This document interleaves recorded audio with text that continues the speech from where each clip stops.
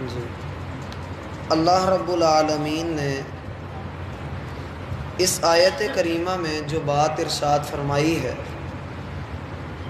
سمجھنے والے اگر سمجھیں تو یہ بڑی اہم بات ہے کہ اے انسانوں، اللہ رب العالمین کے ہاں نہ تو تمہارے مال کی کوئی حیثیت ہے اور نہ ہی تمہاری اولاد کی کوئی وقت ہے۔ یہ نہ سمجھو کہ جس کے پاس مال کی کثرت ہے، جس کی اولاد زیادہ ہے، اللہ اس سے راضی بھی ہے۔ یہ تمہارے سمجھنے کا معیار ہو سکتا ہے، لیکن اللہ کے ہاں کسی کی کامیابی کا، اللہ کی رضا کا یا انسان کی فلاح کا معیار یہ نہیں ہے کہ اس کے پاس دولت کے انبار لگے ہوئے ہوں یا اس کے پاس اولاد موجود ہو۔ در حقیقت یہ تمہارے اپنے منہوں کی باتیں ہیں۔ ما اموالکم ولا اولادکم باللتی تقربکم عندنا زلفا، مال اور اولاد کے ذریعے تم ہمارا تقرب حاصل نہیں کر سکتے۔ انسان کی زندگی کی اصل کامیابی یہ ہے کہ یہ اللہ کا قرب حاصل کر لے، اور اللہ کا قرب ملتا ہے اپنی میں مار کر، اپنا اندر ختم کر کے، کیونکہ بندے کو بندگی کا حکم ملا ہے۔ اگر یہ بندگی نہیں کرے گا تو ظاہر سی بات ہے کوئی بھی کام کرے گا وہ بے بندگی پر بنیاد رکھے گا۔ اس لیے کہا کہ تم یہ جو کہتے ہو کہ نحن اکثر اموالا و اولادا، ہم اپنی جاہ و جلال کے اعتبار سے، اپنے مال کے اعتبار سے، اولاد کے اعتبار سے بہت زیادہ ہیں، کثرت میں ہیں۔ اللہ فرماتے ہیں ان تستفتحوا فقد جاءکم الفتح، اگر تم یہ سمجھتے ہو، تم یہ چاہتے ہو کہ تمہارے لیے حق اور باطل کو واضح کر دیا جائے، تو اللہ نے حق اور باطل کو واضح کر دیا ہے۔ غزوہ بدر ہوا ہے، کافروں کو ایک بڑی چوٹ لگی ہے، لہٰذا اس کے بعد بھی اگر تم باز آ جاؤ تو تمہارے لیے بڑی بہتر بات ہے۔ وَإِن تَعُودُوا نَعُدْ، اور اگر تم باز نہ آئے تو ہم تم پر پھر ایسا ہی حملہ کر کے ایسی ہی کاری ضرب لگائیں گے۔ اور یہ یاد رکھو وَلَوْ كَثُرَتْ وَأَنَّ اللَّهَ مَعَ الْمُؤْمِنِينَ، کفر اپنی پوری قوتیں، طاقتیں اور گروہ جتھے اکٹھے کر کے بھی لے آئے، تعداد میں جتنا مرضی وہ زیادہ ہو، اللہ مومنوں کے ساتھ ہے اور اللہ مومنوں کو فتح یاب کرے گا۔ وَمَا أَمْوَالُكُمْ وَلَا أَوْلَادُكُمْ بِالَّتِي تُقَرِّبُكُمْ عِنْدَنَا زُلْفَىٰ، تمہارے مال یا تمہاری اولادیں ابھی اتنی نہیں ہوئی کہ وہ ہمیں محتاج کر دیں، ہمیں مجبور کر دیں اور ہم ان کی وجہ سے تمہیں اپنا قرب عطا کریں۔ ہم تمہارے محتاج نہیں ہیں۔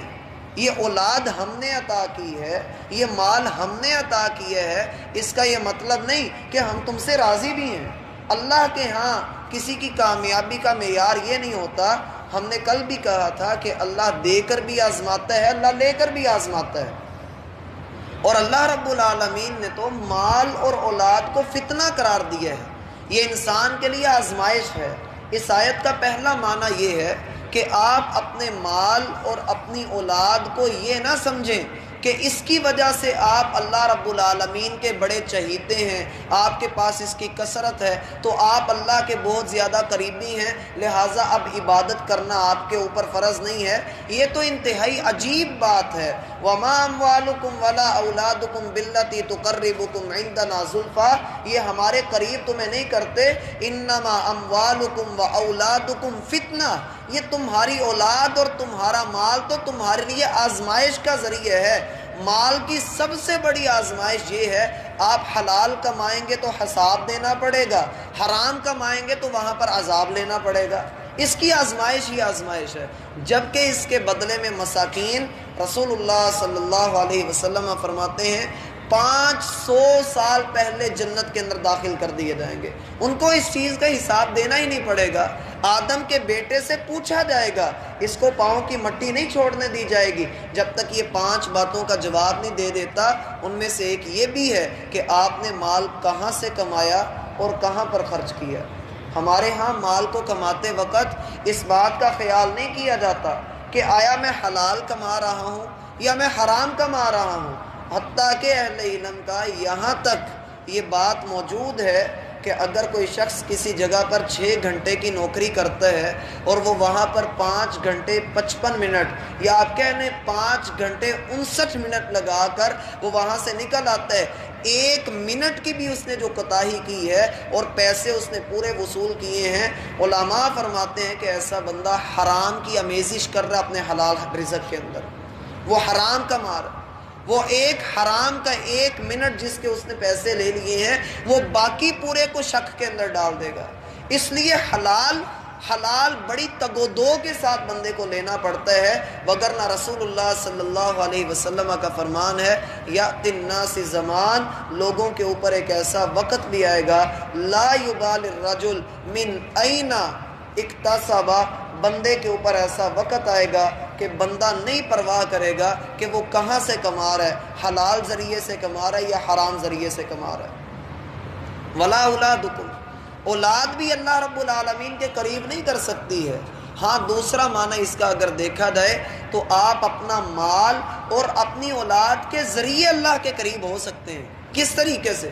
آپ کے پاس مال موجود ہے، آپ دن رات اللہ کے راستے میں خرچ کیجیے۔ لا حسد الا فی اثنتین رجل آتاہ اللہ مالا، 2 آدمیوں کے اوپر رشک کرنا چاہیے، ایک وہ شخص جس کو اللہ نے مال عطا کیا ہے اور وہ دن رات اللہ کے راستے میں لٹاتا ہے۔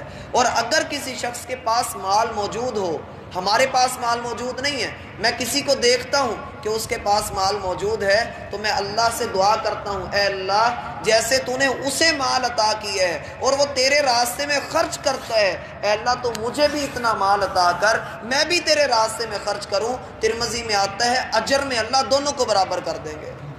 تو اس لحاظ سے مال کے ذریعے آپ اللہ کے قریب ہو سکتے ہیں، اور اسی طرح اولاد کی تربیت اچھی کر دیں جو کل کو آپ کے لیے دعا کرنے والی ہو، نماز ادا کرنے والی ہو، قرآن کی جو ہے وہ علم سیکھنے اور سکھانے والی ہو، تو یہ اولاد بھی آپ کے لیے درجات کی بلندی کا ذریعہ بن جائے گی۔ اللہ فرماتے ہیں الا من آمن وعمل صالحا، ہاں اس شخص کو مال بھی فائدہ دے گا، اولاد بھی فائدہ دے گی جو ایمان لائے اور نیک کام کر لے۔ فائدہ اسی کو ہوتا ہے، اولاد بھی اسی کو فائدہ دے گی، خود جو ایمان والا ہے وہ اپنی اولاد کو بھی ایمان والا ہی بنائے گا، جو خود بے ایمان ہے وہ اپنی اولاد کو بھی بے ایمانی سکھائے گا۔ فَأُولَٰئِكَ لَهُمْ جَزَاءُ الضِّعْفِ، اللہ فرماتے ہیں یہ لوگ جنہوں نے اولادوں کی تربیت اچھی کر لی، جنہوں نے اپنے مال کے اوپر اپنے آپ کو سانپ بنا کر نہیں بٹھایا، بخل نہیں کیا، ان کو ہم نے کئی گنا اجر عطا کر دینا ہے۔ ایک کا تو 10 ملنا ہی ملنا ہے، لیکن ہم اپنی جناب سے ان کو کئی گنا اجر عطا کریں گے۔ سورۃ بقرہ کے اندر آتا ہے، اللہ فرماتے ہیں یضاعف لمن یشاء، اللہ اپنی شان کے مطابق اجر عطا کرے گا، جتنا چاہے گا وہ دے گا۔ فَأُولَٰئِكَ لَهُمْ جَزَاءُ الضِّعْفِ بِمَا عَمِلُوا، ان کے اعمال کی وجہ سے ان کو اجر دیا جائے گا، ان کی حرکتوں کی وجہ سے ان کو اجر دیا جائے گا۔ یہ نہیں کہ بندہ یہ کہ میرا عقیدہ ٹھیک ہے باقی سب کچھ وہ چھوڑ دے، اس کا عمل بھی ہونا چاہیے۔ وَهُمْ فِي الْغُرُفَاتِ آمِنُونَ، بالا خانوں میں ہوں گے، اونچے اونچے جو اللہ رب العالمین نے کمرے بنائے ہیں جنت کے اندر وہ وہاں پر ہوں گے۔ لوگوں نے پوچھا اللہ کے رسول یہ کیسے ہوں گے؟ آپ نے فرمایا اتنی اونچائی پر ہوں گے جیسے تم زمین سے ستاروں کو دیکھتے ہو۔ اللہ ہمارے نصیب فرمائے اور اللہ ہمیں اپنے مال کی اصلاح کی توفیق عطا فرمائے۔